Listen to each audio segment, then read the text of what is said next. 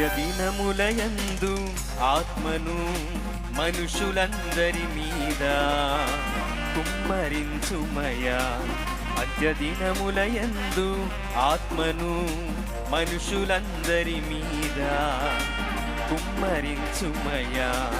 దేవా యౌవనులకు దర్శనము కలుగజేయుము. పాడదామంద్రం. దేవా యౌవనులకు దర్శనము కలుగజేయుము. అంత్యదినములయందు ఆత్మను మనుషులందరి మీద కుమ్మరించుమయా. అంత్యదినములయందు